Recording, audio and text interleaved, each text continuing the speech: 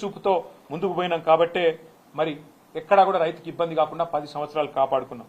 Season మొదలు కాకముందే కేసీఆర్ గారు 24 గంటల పాటు మరి సమీక్ష చేసి ఎక్కడికక్కడ ప్రతి జిల్లాను కూడా మరి సన్నద్ధం చేసి ఎక్కడ కూడా రైతుకి ఇబ్బంది కాకుండా మా అందరినీ కూడా పురమాయించి పనిచేయించేటోళ్ళు. ఎక్కడ షార్టేజ్ కనిపించినా ముందే అధికారులు కానీ మంత్రులు కానీ ఢిల్లీకి పోయి మరి తగినంత మొత్తంలో బ్రహ్మాండంగా ఎరువులు సాధించుకునేటోళ్ళం. కానీ ఈరోజు ఈ ప్రభుత్వానికి ఏ పట్టింపు లేదన్నది మళ్ళొకసారి అర్థమైంది. అందుకే రేవంత్ రెడ్డిని మేము అడిగేది ఒకటే, నువ్వు మరి ముందుకు వచ్చి ఎరువులు సరఫరా చేసే విషయంలో స్పష్టంగా బ్లాక్ మార్కెటింగ్ విషయంలో ఈ రాష్ట్రంలో జరుగుతున్న పరిస్థితుల విషయంలో ఒక శ్వేతపత్రం విడుదల చేస్తావా? ఎంత వచ్చింది, ఎంత సరఫరా జరిగింది, ఎంతమందికి ఎంత ఎరువు అందింది, ఎంత పక్కదారి పట్టింది, ఎంత బ్లాక్ మార్కెటింగ్ జరిగిందనే విషయంలో రాష్ట్ర ప్రజలకు నిజం తెలవాలంటే మరి వెంటనే శ్వేతపత్రం ప్రచురించాలని చెప్పి మేము డిమాండ్ చేస్తా ఉన్నాం. లేని పక్షంలో మరి క్షేత్రస్థాయి నుంచి రాష్ట్ర స్థాయి దాకా పోరాటానికి నిర్మాణం చేస్తాము. చివరిగా మరి పోరాటంలోకి పోయే ముందు నేను ఎక్కడికక్కడ ఇవాళ నాకు రెగ్యులర్ గా ప్రతి ఊరు నుంచి ప్రతి నియోజకవర్గం నుంచి కూడా ఫోటోలు పంపుతా ఉన్నారు. మాకు అన్న ఇక మా దగ్గర ఇంత పెద్ద లైన్ ఉంది, మా దగ్గర ఇంత పెద్ద లైన్ ఉందని చెప్తా ఉన్నారు. నేను మా బీఆర్ఎస్ సోదరులను కూడా కోరుతా ఉన్నా, ఎక్కడికక్కడ రాష్ట్ర వ్యాప్తంగా ఉన్న మా నాయకత్వాన్ని కూడా కోరుతా ఉన్నా, దయచేసి గౌరవనీయులైన నియోజకవర్గాల ఇన్ఛార్జీలు, ఎమ్మెల్సీలు, ఎమ్మెల్యేలు, మాజీ పార్లమెంట్ సభ్యులు, మాజీ జిల్లా పరిషత్ చైర్మన్లు, జెడ్పీటీసీలు, ఎంపీపీలు అందరూ కూడా దయచేసి రాబోయే వారం రోజుల పాటు అన్ని నియోజకవర్గ కేంద్రాల్లో, అన్ని నియోజకవర్గాల్లో, అన్ని సొసైటీ కేంద్రాల్లో ఎక్కడికక్కడ మరి ఈ ఎరువుల పంపిణీ కాడికి మనం పోవాలి, రైతులతో మాట్లాడాలి. ఆనాటి పరిస్థితి ఎట్లుండే ఇవాళ ఎట్లా ఉన్నదో వారికి గుర్తు చేయాలి. అట్లాగే అధికారులతో కూడా సంభాషించాలి. ఎందుకు పైనుంచి ఎంత వచ్చింది, మీరు ఎంత ఇస్తున్నారు, పైనుంచి షార్టేజ్ ఉందా, లేకపోతే ఇక్కడికి వచ్చినాక షార్టేజ్ అవుతున్నదా, డిమాండ్ ఏమైనా పెరిగిందా, పోయిన సీజన్లో ఎంతుండే, కేసీఆర్ గారు మరి 2023 ఆనాటి వానాకాలంలో ఎంత ఇచ్చినారు, ఈ రోజు ఎంత ఉంది, ఎందుకు పరిస్థితి మారిందనే విషయంలో కూడా రైతులకు వివరించి చెప్పాలి. ఇక అవసరమైతే ఇక్కడ రాష్ట్రంలో కూడా మేము కూడా వ్యవసాయ అగ్రికల్చర్ కమిషనర్ గారు ఎవరైతే ఉన్నారో వారిని కూడా కలుస్తాం, వారితో కూడా మరి వ్యవసాయ మంత్రి గారిని కూడా కలుస్తాం, ప్రభుత్వాన్ని కూడా కలిసి అడుగుతాం ఏం జరుగుతుంది, ఎందుకు ఇంత దరిద్రంగా పరిపాలన ఉన్నది, ఎందుకు ఇంత మరి దౌర్భాగ్యమైన పరిస్థితుల్లో రాష్ట్ర రైతాంగాన్ని అవస్థలు పెడుతున్నారో అడుగుతాం. కానీ రాష్ట్ర వ్యాప్తంగా రైతులు ఆనాటి రోజులు కేసీఆర్ గారి గవర్నమెంట్లో మరి ఈ రోజు కాంగ్రెస్ ప్రభుత్వంలో ఉన్న ప్రస్తుత పరిస్థితులు గమనించి మరి ధైర్యం కోల్పోకుండా మేమందరం కూడా మీకు అండగా ఉంటాం. ధైర్యం కోల్పోకుండా పోరాటానికి నడుం బిగించాలని మేము మా పార్టీ తరఫున విజ్ఞప్తి చేస్తూ, మా నాయకులు రాబోయే వారం రోజుల పాటు క్షేత్రస్థాయిలో విస్తృతంగా పర్యటిస్తారు. అందరం కూడా ప్రతి నియోజకవర్గంలో కూడా అన్ని సెంటర్లకు పోతాం, ఎక్కడికక్కడ రైతుల తరఫున ప్రభుత్వాన్ని నిలదీస్తామని చెప్పి కూడా తెలియజేస్తూ రాష్ట్ర రైతాంగం ధైర్యంగా ఉండాలని కోరుతాం. ఉపరాష్ట్రపతి ఎన్నిక విషయంలో నిన్న మొన్న మరి అటు ఎన్డీఏ ఇటు ఇండియా రెండు కూటములు కూడా తమ అభ్యర్థుల్ని ప్రకటించాయి. కానీ మీకు నేను గుర్తు చేస్తా ఉన్నా, బీఆర్ఎస్ అనేది సర్వస్వతంత్రమైన పార్టీ. మాకు ఢిల్లీలో బాసులు ఎవరు లేరు, మాకు ఢిల్లీలో ఏ బాసు లేడు, మాకు ఏ పార్టీ కూడా మా బాస్ కాదు. మాకు ఎవరైనా బాసులు ఉన్నారు అంటే తెలంగాణ ప్రజలే మా బాసులు తప్ప మాకెవరు ఢిల్లీలో పెద్దలు మాకు ఆజ్ఞాపించే వాళ్ళు, మమ్మల్ని ఆదేశించే వాళ్ళు ఎవరు లేరు. మేము మా పార్టీకి ఇంతవరకు ఎవరు కూడా సంప్రదించలేదు. ఈ అభ్యర్థి కానీ ఆ అభ్యర్థి కానీ ఈ కూటమి కానీ ఆ కూటమి కానీ ఎవరు కూడా మమ్మల్ని సంప్రదించలేదు, మమ్మల్ని అడగలేదు.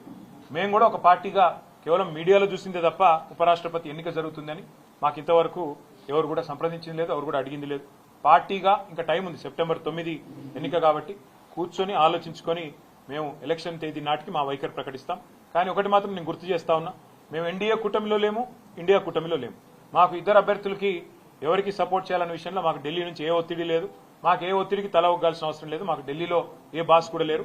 మేము తెలంగాణ ప్రజల మూడుకు అనుగుణంగా, తెలంగాణ ప్రజల ఆకాంక్షలకు అనుగుణంగా, ఇక్కడ ప్రజల ప్రయోజనాలకు అనుగుణంగా, రాష్ట్ర ప్రజల ప్రయోజనాలకు అనుగుణంగా ఏ నిర్ణయమైనా తీసుకుంటాం తప్ప మేము ప్రస్తుతానికైతే ఏ నిర్ణయం కూడా తీసుకోవాలి.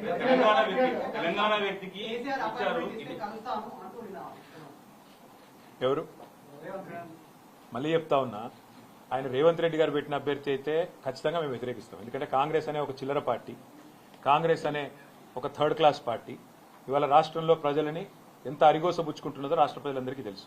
మరి అట్లాంటి థర్డ్ క్లాస్ ముఖ్యమంత్రి, థర్డ్ క్లాస్ పార్టీ పెట్టిన అభ్యర్థిని మేము సమర్థిస్తారని మీరు ఎట్లా అనుకుంటారు నాకు అర్థం కాదు. ఇంకోటి ఇవాళ జరుగుతున్నది ఏంటంటే ఒక డ్రామా, ఉపరాష్ట్రపతి ఎన్నికల విషయంలో డ్రామా. నిన్న మొన్నటిదాకా ఏమన్నారు ఇదే రేవంత్ రెడ్డి గారు, బీసీల విషయంలో మా పార్టీ చాలా చిత్తశుద్ధిగా ఉన్నది, బలహీన వర్గాల విషయంలో మేము ఢిల్లీ దాకా కొట్లాడతాం, అవసరమైతే అంతరిక్షం దాకా పోయి కొట్లాడతాం అన్నాడు. మరి ఒక బీసీ అభ్యర్థిని ఎందుకు పెట్టలే? అంత ప్రేమ ఉంటే తెలంగాణ నుంచి ఒక బీసీ అభ్యర్థి దొరకలేదు, కంచైలయ్య గారిని పెట్టేది ఉండే. తెలంగాణ నుంచి ఒక బీసీ అభ్యర్థిని పెట్టి ఇగో ఇది మా చిత్తశుద్ధి అని చెప్పుకునేది ఉండే.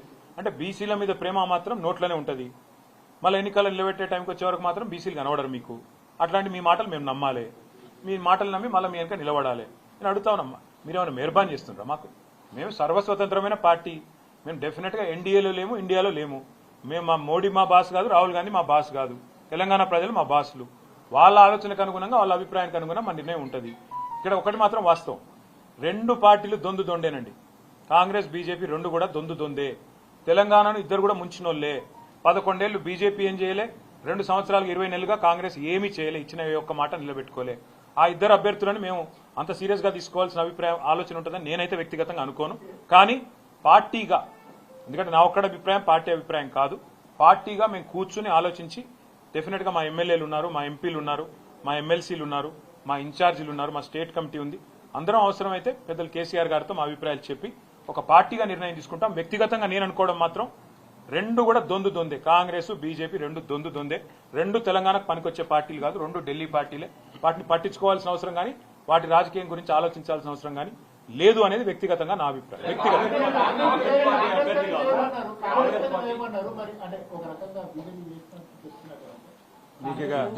మీతో ప్రాబ్లం ఏంటంటే ఇప్పుడే నేను చెప్పిన 11 ఏళ్లుగా బీజేపీ అనే పార్టీ తెలంగాణకు చేసింది గుండు సున్నా, స్పష్టంగా చెప్తున్నాం. ఇప్పుడు 20 నెలలుగా కాంగ్రెస్ పార్టీ తెలంగాణ ప్రజలకు కొట్టింది గుండు, ఇచ్చింది గుండు సున్నా. ఇది వాస్తవం. ఇవాళ యూరియా షార్టేజ్ ఉన్నది. ఎవరు బాధ్యులండి? కాంగ్రెస్ బీజేపీ కాదా? కేంద్రంలో ఉన్న బీజేపీ, రాష్ట్రంలో ఉన్న కాంగ్రెస్. మరి రెండు దౌర్భాగ్య పార్టీల వల్ల తెలంగాణలో 70 లక్షల మంది రైతులు వానల్లో తడుస్తూ ఎరువుల కోసం ఎండుతుంటే వీళ్ళకి మాత్రం ఎలక్షన్ రాజకీయాలు కావాలి. ఎలక్షన్ కావాలి, కలెక్షన్ కావాలి, ప్రైవేట్ మార్కెటింగ్ చేయాలి, బ్లాక్ మార్కెటింగ్ చేయాలి, ఇదే దందా. అందుకే అంటున్నారు రెండు దొందు దొందే.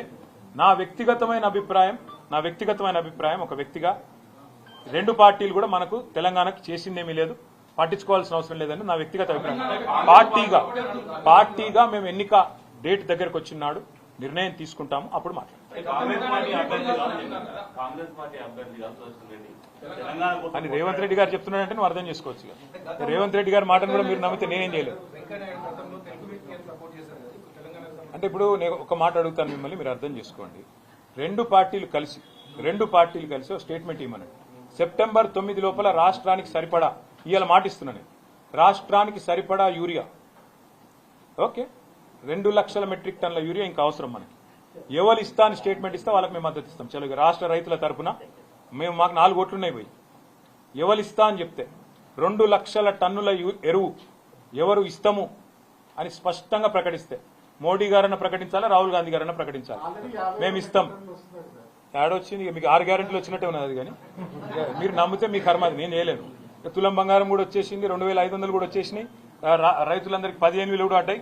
నువ్వు మహేష్ గౌడ్ మాటలు అంటే 6 గ్యారెంటీలు కూడా అమలైపోయినాయి. మీరు నమ్మదలుచుకుంటే మీరు నమ్మండి, మేము ఈ చిల్లర మాటలు మేము నమ్మము. ఎవరు 2 లక్షల టన్నుల ఎరువులు మేము తీసుకొచ్చి సెప్టెంబర్ 9 లోపల పెడతాం అని స్పష్టంగా అష్యూరెన్స్ ఇస్తే ఆ అభ్యర్థికి ఓటేసే విషయంలో మేము ఆలోచిస్తాం, సానుకూలంగా పరిశీలిస్తాం. Thank you. తెలంగాణలోని ఏ ఊరు చూసినా, ఏ పల్లె